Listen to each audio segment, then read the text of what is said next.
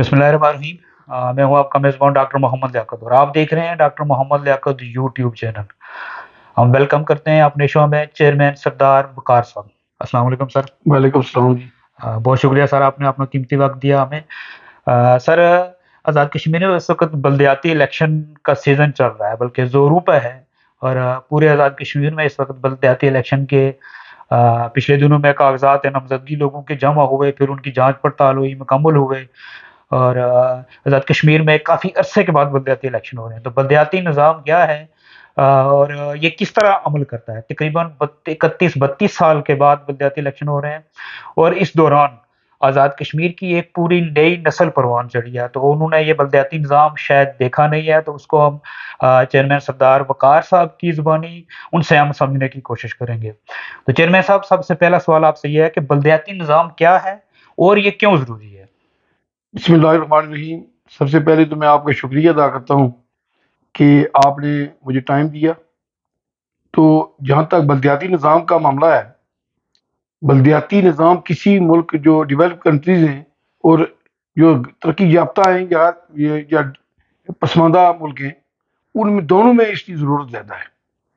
और इसकी ज़रूरत इसलिए है कि ये लोगों के मकामी मसाइल, इसको लोकल गवर्नमेंट भी इसीलिए कहते हैं। लोकल गवर्नमेंट से मराद ये है कि लोगों के मकामी जो मसाइल हैं वो उसकी दहलीज पे उनको हल किया जाए। दूसरा ये है कि बल्दियाती निज़ाम होने की वजह से आपके मुल्क में जो नई लीडरशिप आती है वो इनमें से ऊपर जाती है। और अगर ये निज़ाम खिलाफ करेंगे आप, तो इसका ये होगा कि लोग जो नर्सरी है लीडरशिप की, वो मुकम्मल खत्म हो जाएगी और फिर जो है ना वो एक माफिया हुकूमत में आ जाएगा। लोगों के मसाइल उनको कोई पता नहीं है, लोगों के मामलात को कोई नहीं वो समझते। और ये बल्दियाती निज़ाम चूंकि हमारे मुल्क में चूंकि कॉलेज में पाबंदी है यूनियंस की, तो ये उसका मतबादल निज़ाम यही है कि आपकी लीडरशिप जो ऊपर तक जाए वो इनसे यहाँ से जो है ना वो नर्सरी में से तैयार होती जाए। वो निज़ाम फ्लॉप होने की वजह से हमारे इलाके में, हमारे मुल्क में, आज़ाद कश्मीर में तो वो इसका बुहरान पैदा हुआ। और ऐसे लोग जो पैसे के बलबूते पे या चंद इजारादारों की वजह से आगे आ रहे, वो आ रहे। पहले जो था, जो लीडरशिप बल्दियाती निज़ाम से होके ऊपर गई है, उसका एक विजन है, वो एक सोच के साथ चल रहे। और जो अपने जोर पे पैसे पे आए, वो उनके मसाइल जो है आप खुद देख लेंगे कश्मीर में क्या हो रहा है। यहाँ सवाल पैदा होता है चेयरमैन साहब कि आप ये कहना चाह रहे हैं, हमें समझाना की कोशिश कर रहे हैं, समझाना चाह रहे हैं कि बल्दियाती निज़ाम लीडरशिप की पैदावार में एक इंतहाई अहम किरदार अदा करता है। बिल्कुल जी। ये बुनियादी तौर पर बल्दियाती निज़ाम की वजह से लोग अच्छी लीडरशिप का चुनाव करते हैं। और फिर जो है ये कबीले, बरादरी और इलाके की बुनियाद नहीं करते, कहते अहलियत की बुनियाद पर ये लोग आगे आते हैं और लोगों के मसाइल लोकल सतह पर हल करते हैं। तो इसलिए इसकी अफादियत अहमियत ज़्यादा है। हमारे सामने चेयरमैन साहब एक मिसाल भी मौजूद है कि जहां हम बैठे हैं दरा शेर खान के अंदर। दरा शेर खान के साबिक वज़ीर-ए-आज़म सरदार अब्दुल क़य्यूम नियाज़ी साहब भी इसी निज़ाम से ही सामने आए थे। क्या मैं दुरुस्त कह रहा हूँ? बिल्कुल, वो इसी निज़ाम से आए और आज भी वो इस हल्के में बुनियादी तौर पर वो लोगों के मसाइल जो है वो ज़ाती तौर पे जानते हैं। और हर महल्ले, गली और यूनियन काउंसिल की सतह पे उनको पूरी जो है ना वो अबूर हासिल है। इसकी निस्बत जो लोग ऊपर से मुसल्लत किए गए, जमातों ने किए हैं या किसी और वजह से हुए, उनको इन चीज़ों का कोई मतलब अहमियत नहीं है और ना वो हल करने की इसमें कोशिश कर रहे हैं। वो चंद लोगों को खुश करने की कोशिश कर रहे हैं, जबकि बल्दियाती निज़ाम इस मुल्क का एक बुनियादी निज़ाम है जो लोगों के लिए वो इंतहाई ज़रूरी है। और मैं समझता हूँ कि ये मौजूदा हुकूमत ने ये जो फैसला किया है ये अच्छा अमल है और इससे जो है एक अच्छी लीडरशिप सामने आएगी। बहुत शुक्रिया। यहाँ एक और सवाल पैदा होता है चेयरमैन साहब कि यहाँ जो साबिक वज़ीर-ए-आज़म सरदार अब्दुल क़य्यूम नियाज़ी साहब हैं, जैसे ही वो वज़ीर-ए-आज़म बने तो उनकी भी उन्होंने ख्वाहिश का भी इज़हार किया और कोशिश की। क्या ये जो मौजूदा बल्दियाती इलेक्शन है ये उन्हीं की काविश का नतीजा है? बिल्कुल उन्होंने कोशिश की, बल्कि सच्ची बात तो ये है कि 91 में ये इलेक्शन हुए थे। उस वक्त सरदार अब्दुल क़य्यूम साहब की हुकूमत थी, तो उन्होंने ये इलेक्शन कराए। जबकि 96 में 96 में दोबारा पेपर भी जमा हुए, उनकी जांच पड़ताल भी हुई, लेकिन सुल्तान महमूद साहब उस वक्त प्राइम मिनिस्टर थे, बैरिस्टर सुल्तान महमूद साहब, उन्होंने जो है इसको इल्तवा में कर दिया। और वो दिन और आज दिन 91 से लेके मतलब 2022 तक ये इलेक्शन न हो सके। लेकिन ये सरदार अब्दुल क़य्यूम नियाज़ी साहब ने اس میں سٹینڈ لیا، اور پھر آج یہ جو حکومت ہے اس کو مجبوراً یہ عمل کرنا پڑا، اور عدالتوں نے بھی اس پہ اچھا رسپانس دیا، ان کاموں کے بھی شکر گزار ہیں۔ ہم دو ٹوک یہ کہہ سکتے ہیں کہ بلدیاتی الیکشن میں زیادہ کریڈٹ سردار عبدالقیوم نیازی کو جاتا ہے، آج جو بالکل سیاسی ایکٹیویٹی شروع ہوئی بالکل، ہے۔ جو انہوں نے یہ نظام جو ہے نا دوبارہ آن کیا، تو یہ اس کو ان کو کریڈٹ جاتا ہے، اس میں ہم بخل سے کام نہیں لیتے، انہوں نے جو کام کیا اس کی ہم تائید کرتے ہیں، اور ان کو یہ اس کا جو ہے نا کریڈٹ دینا چاہتے ہیں۔ بہت شکریہ جی۔ اچھا، آزاد کشمیر کا بلدیاتی نظام کس طرح عمل کرتا ہے، کہ یہ ہے کس طرح یونین کونسل کی سطح پہ، ڈسٹرکٹ کونسل کی طرح، ذرا اس کی تھوڑی سی ہمیں وضاحت کر دیں، یہ سمجھا دیں ایک یہ عام آدمی کے لیے۔ بلدیاتی نظام جو ہے اس کے دو جو ہے نا وہ لائنیں ہیں۔ ایک لائن میں ممبر ضلع کونسل جو الیکشن آتے ہیں وہ الیکٹ ہوتے ہیں پوری یونین کونسل سے، ایک ہے لوکل کونسلر، وہ وارڈ کی سطح پہ ان کا انتخاب ہوتا ہے۔ جی جی ہر وارڈ، ہماری یونین کونسل سیڑا میں 7 وارڈیں ہیں، جی جی 7 وارڈیں جو ہے ان میں سے 7 جو ہے لوگ وہ الیکٹ ہو کے آئیں گے، اور ممبر ضلع کونسل ایک ہی ہوگا۔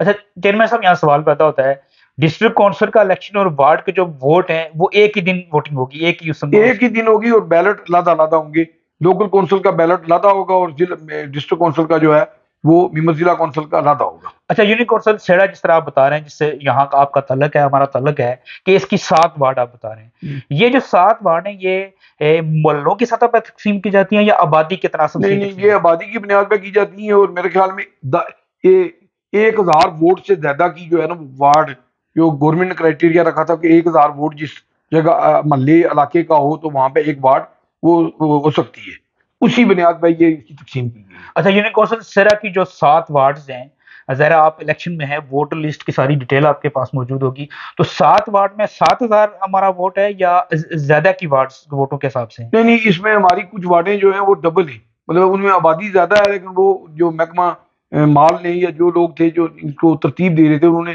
اس میں کوئی برابر نہیں کیا، لیکن یہ ہے کہ 7000 سے ہمارے ووٹ زیادہ ہے۔ اچھا، یہاں چیئرمین صاحب، یہاں سوال ہے کہ آپ اس وقت جو اس الیکشن سے پہلے آپ یونین کونسل سیڑا کے چیئرمین ہیں، آپ 2 دفعہ یونین کونسل سیڑا کے اس سے پہلے چیئرمین 87 یا 88 میں آپ پہلے ہاں بنے، جی، پھر 91 میں بنے، اس پر تھوڑی سی روشنی ڈالیے گا۔ بات یہ ہے جی کہ یہ جو نظام ہے، پہلے ہماری یونین کونسل بڑی تھی، اس میں تائی، کنوئیں اور ساوا اور سیڑا، ناتر، درا شیر خان کی پر مشتمل تھی، جو اس وقت اس کی 2 یونین کونسل ہو گئی ہیں آبادی کی بنیاد پہ، مطلب 20,000 جو ہے نا وہ آبادی سے زیادہ ہے یہ یہ یونین کونسل سیڑا سے یونین کونسل تائی الگ ہوئی ہے۔ الگ ہو گئی ہے۔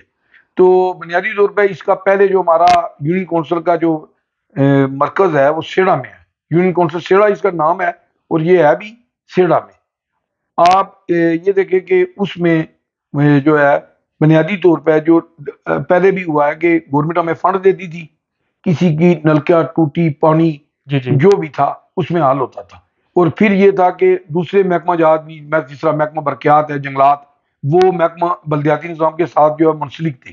آج جو ہے یہ نظام جو ہے التوا میں ہونے سے یا پینڈنگ ہونے سے جو ہے یہ جو محکمے ہیں یہ لوگوں کے مسائل اس طرح حل نہیں کر رہے جس طرح پہلے بلدیاتی نظام میں ان کو طلب کیا جاتا تھا، یونین کونسل کا اجلاس ہوتا تھا، چیئرمین اس میں ممبر آتے تھے، تو اس میں جو جوابدہ ہوتے تھے کہ جی ہم نے یہ کام کیا، یہ کیا، یہ آج جو ہے یہ نظام اپنے طور پہ وہ چلا رہے ہیں، اس سے وہ لوگوں کے جو ہے تکلیف میں اضافہ ہوا ہے نہ کہ کم ہوئی ہے۔ اچھا چیئرمین صاحب، یہاں سوال ہے، 91 میں ہمارے لاسٹ ملتوی ہوئے تھے، اس وقت 96 میں 96 میں، سوری 96 میں ملتوی تھے، اس وقت آپ یو سی چیئرمین تھے، تو جی آپ اس وقت سے یو سی چیئرمین ہی ہیں جی برقرار؟ جی بالکل برقرار ہوں، اور اس میں یہ ہوتا ہے کہ ہمارے کچھ لوگوں کے کاغذات جو آرمی میں بھی جاتے ہیں یا دوسرے، ان کی تصدیق وغیرہ آج بھی وہ جو محکمہ جات ہیں وہ مجھ سے ہی لیتے ہیں، تو میں نے کوشش کی ہے کہ بلا تخصیص لوگوں کے کسی رنگ، نسل، برادری کی بنیاد نہ کام کیا جائے، بلکہ میرٹ کی بنیاد پہ انشاءاللہ یہ کام ہونے چاہیے، اور اس میں میرا کوشش ہے کہ یہ میں کروں۔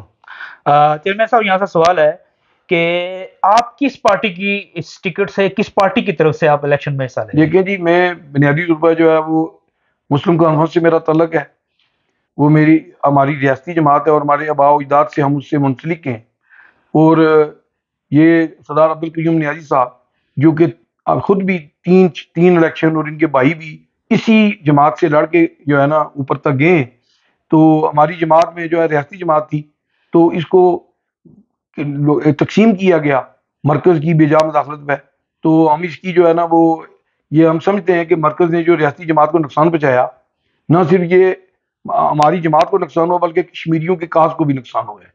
یہاں سوری چیئرمین صاحب، یہاں یہ سوال ہے کہ اس وقت جو پاکستان اور آزاد کشمیر میں جتنی بھی جماعتیں موجود ہیں، پاکستان میں پیپلز پارٹی، تحریک انصاف ہے، مسلم لیگ نون ہے، کاف ہے، ہم سب کا ذکر کر لیں، اور آزاد کشمیر میں جتنی بھی جماعتیں ہیں، سب سے جو پرانی جماعت ہے وہ مسلم کانفرنس ہے، کیا میں درست کہہ رہا ہوں؟ بالکل جی، آپ ٹھیک کہہ رہے ہیں۔ پاکستان کی جو مدر جماعت ہے وہ مسلم لیگ تھی، اور آزاد کشمیر میں جو ان جماعتوں کی مدر جماعت تھی جو اس وقت کشمیریوں کو ہندوؤں کے مقابلے میں، کفر کے مقابلے میں کھڑا کیا گیا تھا، وہ مسلم کانفرنس ہی تھی۔ اور اس مسجد، اس کی جو جماعت ہے، اس کی بنیاد سری نگر میں پتھر مسجد میں رکھی گئی، اور خالصتاً مسلمانوں کی نمائندگی کے لیے اور اسلام کی سربلندی کے لیے رکھی گئی، اور کشمیریوں کی ضرورت تھی۔ آج جو بھی جماعتیں نکلی ہیں وہ اس سے نکلی ہیں، اور اسی جماعت کے لوگ کسی نہ کسی طریقے سے دوسری جماعتوں میں جا کے ایڈجسٹ ہوئے۔ تو چیئرمین صاحب، آپ کا تعلق بھی کہ ایک سیاسی خاندان سے ہے، جس طرح آپ نے بتایا کہ آپ کے جو آبا و اجداد ہیں وہ مسلم کانفرنس کے بانیوں میں شامل تھے، وہ 1932 میں پتھر مسجد میں بنی، پھر وہ اسے آگے لے کے چلے، اور ہم دیکھتے ہیں کہ 47 کے مختلف جو یونائٹڈ نیشن کے بھی مختلف ڈاکومنٹس ہیں یا ایگریمنٹ ہیں، اس میں پاکستان، ہندوستان اور تیسرا فریق جو مسلم کانفرنس کا ذکر ہے کتابوں کے اندر جو شروع کے مادوں میں آتا ہے۔ چیئرمین صاحب، آپ کا تعلق ایک بڑے سیاسی خاندان سے ہے، بڑے سیاسی گھر سے ہے، اور آپ ہی کی یو سی میں، بلکہ آپ ہی کے گاؤں سے سابق وزیر اعظم سردار عبدالقیوم نیازی صاحب کا بھی گھر ہے، آپ اس پہ کس طریقے سے روشنی ڈالیں دیکھیں گے؟ جی، وہ ہم اگٹھے ہی رہے پہلے، وہ بھی مسلم کانفرنس میں تھے، انہوں نے الیکشن بھی لڑے، جیتے، وزیر بنے، اور جو موجودہ الیکشن ہوا ہے اس میں بھی وہ پاکستان تحریک انصاف سے الیکشن میں انہوں نے حصہ لیا، تو ہماری جماعت کا ان کے ساتھ اتحاد تھا، ہم نے اس کو سپورٹ کیا۔ پھر وہ اس درج شیر خان کے باسی تھے، اس کے رہنے والے تھے، تو ہم نے ان کی بھرپور حمایت کی، اور اس علاقے کے ہر برادری نے، ہر علاقے کے لوگ نے ان کی بھرپور جو ہے وہ سپورٹ کیا۔ اچھا چیئرمین صاحب، یہاں سوال ہے چیئرمین سردار وقار صاحب کہ آپ کی الیکشن کی تیاری مکمل ہے اور گراؤنڈ ورک، آپ نے ہوم ورک تمام مکمل کیا ہوا ہے؟ بالکل جی، انشاءاللہ کوشش یہ ہے کہ میں نے مکمل کیا، اور میں ہمہ وقت ان لوگوں میں رہتا ہوں، کسی بنیادی طور پہ کسی برادری، رنگ، نسل اور جماعت کی بنیاد پہ یہ نظام نہیں چل سکتے، یہ انصاف کی بنیاد پہ چلتے ہیں، اور کوشش کرتا ہوں اور کوشش کی ہے پوری، تو مجھے یقین ہے کہ اللہ تعالیٰ مجھے جو ہے اس میں سرخرو کریں گے، اور میں نے کسی کی جو ہے نا ذات پہ کوئی تنقید نہیں ہے جی۔ میں یہ سمجھتا ہوں کہ لوگ بھی جو اپنا نمائندہ جو چناؤ کریں وہ اس کو اہلیت کی بنیاد پہ کریں، اور بہتر طریقے سے کریں تاکہ ان کے مسائل ان کے گھر میں آ لوں۔ اچھا چیئرمین صاحب، لائن آف کنٹرول، آپ کی یونین کونسل درا شیر خان ساری کی ساری لائن آف کنٹرول پہ ہے، اور گزشتہ جو سال میں اسکلیشن ہوئی تھی ہندوستان کی طرف سے، جب طیارے مار گرائے گئے تھے، اس دوران شدید گولہ باری، اور یہاں آپ نے لوگوں کے شہداء کے جنازے اٹھائے ہیں، اور ایک بات میں اپنے ناظرین کو بتانا چاہتا ہوں کہ چیئرمین صاحب ایک دلیر، باہمت اور باوقار آدمی ہیں، اور انہوں نے شدید گولہ باری کے اندر ہمارے اہم ادارے کے لوگوں کو بھی ریسکیو کیا تھا، کیا چیئرمین صاحب میں یہ درست کہہ رہا ہوں؟ بالکل جی، یہ انشاءاللہ ہم پہلے بھی کیا، ہم نے ریسکیو کیا، اور ہماری کوشش ہے کہ آئندہ بھی ہم اپنی پاک فوج کے ساتھ شانہ بہ شانہ کھڑے ہیں۔ جہاں تک معاملات اس علاقے کی بارڈر لائن پہ، تو بارڈر لائن پہ ہماری مشکلات جو ہے دوسرے لوگوں سے زیادہ ہیں، بالکل جو پیچھے رہتے ہیں، ہمارے توجہ گورنمنٹ اس طرح نہیں دے رہی، بلکہ ہم پہ نقصان کیا جا رہا ہے کہ گورنمنٹ کے جو کوئی اسکیمیں آتی ہیں زراعت میں، مطلب پولٹری میں یا دوسروں میں، اس میں یہ پابندی لگائی گئی ہے، تو ہم موجودہ حکومت سے بھی یہ توقع رکھتے ہیں کہ یہ پابندیاں ختم کی جائیں، کہ یہاں پہ کسی کو قرضہ نہ دیا جائے جی کہ 5 کلومیٹر کے ایریے میں۔ کیا ہم پاکستان کی بلا تنخواہ فوج نہیں ہے؟ پورے بارڈر کے لوگ بلا تخصیص کسی رنگ، نسل، برادری اور جماعت کے ہر آدمی کو اس کی تکلیف ہے، تو میں موجودہ حکومت سے اور یہ ارباب اقتدار سے اور آزاد کشمیر اسمبلی کے ممبران سے یہ توقع رکھتا ہوں کہ یہ جو قانون انہوں نے اسمبلی میں جو ہے اس کو ختم کیا جائے، کہ بارڈر ایریے پہ 5 کلومیٹر میں لوگوں کو ڈسکس نہ کیا جائے کسی ڈیولپمنٹ میں، کسی جو ترقیاتی اسکیموں میں جو لوگوں کی ذاتی جو ہے وہ اس کی آمدن کے لیے۔ جی جی۔ تو میں سمجھتا ہوں کہ یہ لوگ بیسیکلی زرعی لوگ ہیں، زراعت سے منسلک ہیں، تو ان کے جو معاملات ہیں ان کے لیے حکومت توجہ دے، ان کو قرضہ جات، کوئی پولٹری کے لیے، کوئی ڈیری فارمنگ کے لیے، ٹریکٹر اسکیم کے لیے، زراعت کے لیے، نرسریوں کے لیے، اس میں ہمیں بھرپور نمائندگی دی جائے۔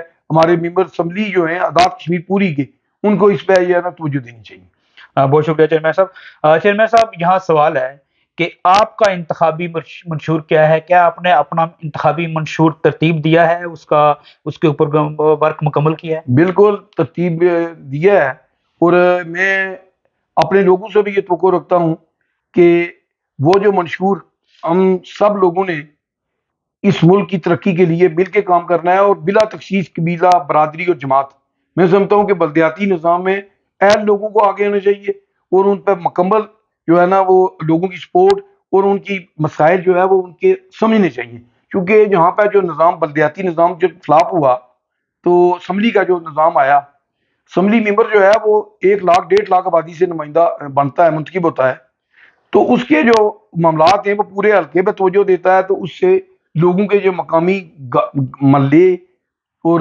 وارڈ کی سطح پہ جو توجہ نہیں اتنی نہیں ہو سکتی جتنی بلدیاتی نظام میں دی جاتی ہے۔ اور پھر یہ ہے کہ ہمارے جو اقتدار میں لوگ آتے ہیں، وہ لوگوں کو خوش کرنے کے لیے کچھ ایسے منصوبے ہیں کہ آدھا منصوبہ ادھر تقسیم کر دیا، آدھا ادھر کر دیا، جس سے لوگوں کے مسائل حل نہیں ہو رہے۔ تو میں سمجھتا ہوں کہ بلدیاتی نظام میں جو ہم نے ترتیب دی ہے وہی ہے کہ لوگوں کے ساتھ انصاف ہونا چاہیے، میرٹ پہ نوجوانوں کو روزگار بھی ملنے چاہیے، اور باقی جو لوگوں کے معاملات ہیں، بجلی کھمبا یا سڑک ٹوٹی نلکا، اس میں بھی مساوات ہونی چاہیے، اور انشاءاللہ ہم کوشش کریں گے کہ یہ نظام کامیاب ہو، اور کامیابی میں ہم سب لوگ نے مل کے کام کرنا ہے۔ انشاءاللہ جی، بہت شکریہ۔ چیئرمین صاحب، یہاں کچھ آزاد کشمیر کی سیاست کی بات کر لیتے ہیں آزاد کشمیر لیول پہ۔ پچھلے دنوں میں، پچھلے ماہ سے، اس سے پہلے بھی ڈسکشن یہ چل رہی تھی کہ تحریک عدم اعتماد وزیر اعظم سردار تنویر الیاس صاحب کے خلاف، اس سے پہلے سردار تنویر الیاس صاحب سردار عبدالقیوم نیازی کے خلاف عدم اعتماد کر کے اپنی ہی پارٹی کے وزیر اعظم کے خلاف آئے۔ تو آپ اس طرز سیاست کو، آزاد کشمیر کی سیاست پہ آپ کیا کہنا چاہیں گے؟ بات یہ ہے جی کہ ہماری جماعت کا اور ہمارا یہ موقف ہے کہ ریاستی لوگوں کو خود فیصلے کرانے چاہیے، نہ کہ پاکستان سے بیٹھ کے کوئی بنی گالا سے، کوئی رائیوٹ سے اور کوئی لڑکانہ سے یہاں پہ فیصلے کرے۔ یہ ریاستی لوگوں کا فیصلہ ہے، کیونکہ یہ جو ملک ہے یہ ہمارے باپ دادا نے سوٹیوں اور کلاڑیوں سے آزاد کرایا تھا، یہ کسی نے ہمیں تحفے میں نہیں دیا، اور ڈوگرا کے خلاف، اس ہندوستان کی فوج کے خلاف یہ لڑ کے آزاد کرایا تھا۔ تو میں آزاد کشمیر کے لوگوں سے توقع رکھتا ہوں کہ وہ ایسے نمائندے اسمبلی میں بھی بھیجیں جو ریاست کی نمائندگی کریں، نہ کہ وہ اپنے جو ہے اپنی پارٹی کی نمائندگی کے لیے یہاں پہ اسمبلی میں بیٹھے، بلکہ لوگوں کی نمائندگی کریں اور ریاستی شخص کو بحال رکھیں۔ اور پاکستان کے ساتھ جو ہمارا یہ نظریہ ہے کہ اس کے کشمیر کو آزاد کر کے اس کا مکمل الحاق پاکستان سے کرنا ہے، اس پہ آج بھی ہماری جماعت اور ہماری سوچ جو ہے وہ قائم ہے۔ بہت شکریہ۔ چیئرمین صاحب، یہاں سوال ہے، جو پاکستان کی سیاست ہم دیکھ رہے ہیں، ذرا آزاد کشمیر کی سیارہ جو لنک ہے وہ پاکستان سے جڑا ہوا ہے، اور پاکستان کی سیاست میں ہم دیکھ رہے ہیں کہ ایک مشکل حالات سے چیزیں گزر رہی ہیں۔ گورنمنٹ کو، عمران خان کی گورنمنٹ چینج کی گئی، ابھی جو موجودہ گورنمنٹ ہے، پھر ابھی انہوں نے ان کے خلاف مارچ کا اعلان کیا ہے، اور اسی دوران جو ملک کی اکنامی ہے، معاشی طور پہ اکانومی ملک کی بہت برے حالات سے گزر رہی ہے، اور جو معاشی ماہرین ہیں وہ یہ کہتے ہیں کہ ملک کے اوپر ابھی بھی ڈیفالٹ کا خطرہ ہے، اور وہ کچھ لوگ تو سری لنکا کی مثال بھی دے رہے ہیں۔ تو موجودہ دور میں مہنگائی ہے، ڈالر بڑھ رہا ہے، چیزوں کے ریٹ اوپر جا رہے ہیں دن بہ دن، انفراسٹرکچر میں بہت ساری چیزوں میں ملک پیچھے ہو رہا ہے، اور اوپر سے لانگ مارچ کا بھی اعلان ہو رہا ہے۔ آپ اس کو کس نظر سے دیکھتے ہیں؟ بات یہ ہے جی کہ پاکستان میں جو جماعتیں ہیں ان کو پاکستان کے مفادات عزیز ہونے چاہیے، نہ کہ اپنی جماعتوں کے یا اپنے لوگوں کے ہونے چاہیے۔ اس سے پہلے ایک وہاں پہ معاہدہ ہوا تھا، میثاق جمہوریت ہوا تھا بے نظیر بھٹو صاحبہ اور میاں نواز شریف کے درمیان۔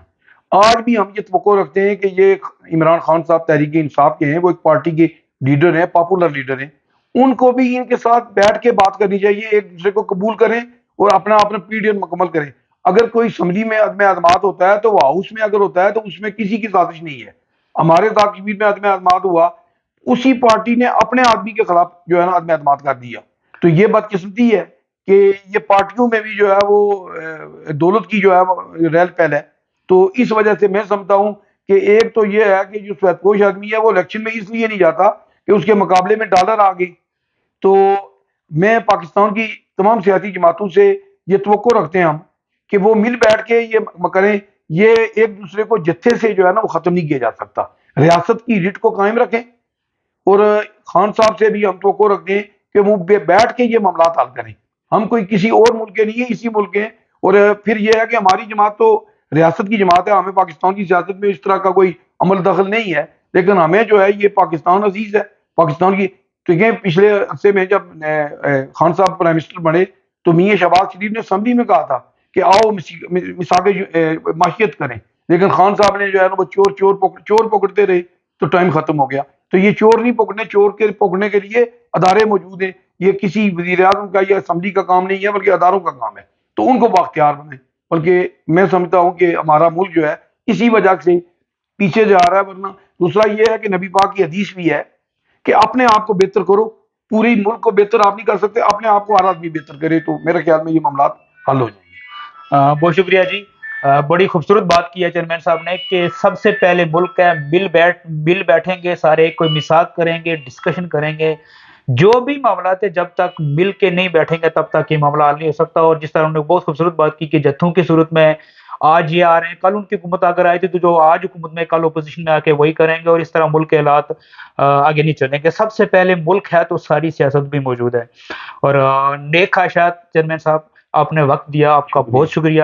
اللہ آپ کے لیے ہماری نیک خواہشات ہے کہ آپ الیکشن بھرپور طریقے سے ون کریں، اور اپنے لوگوں کے لیے جو یہ یونین کونسل سیڑا کے لوگ لائن آف کنٹرول پہ ہونے کی وجہ سے پہلے ہی مسائل کا شکار ہیں، ہم امید کرتے ہیں کہ موجودہ بلدیاتی نظام میں انشاءاللہ ٹرو لیڈرشپ آگے آئے گی جو ڈیلیور کرے گی، اور لوگوں کے مسائل لوگوں کی دہلیز پہ حل ہوں گے. سر کوئی آپ آخری کمنٹ کرنا چاہیں؟ بس میری یہ دعا ہے کہ اللہ بہتر لوگوں کو آگے لائے، اور ان لوگوں کو لائے جو لوگوں کے مسائل اپنے مسائل سے زیادہ درد رکھتے ہوں. ورنہ یہ معاملات اگر ذاتی کسی مطلب اپنی شعوری کے لیے یا اپنی بڑائی کے لیے اگر کوئی الیکشن لڑتا ہے تو میں سمجھتا ہوں یہ زیادتی ہے. لوگوں کے مسائل کے لیے لوگوں کا درد رکھنے والے لوگوں کو آگے آنا چاہیے. والسلام. بہت شکریہ جی، اللہ حافظ.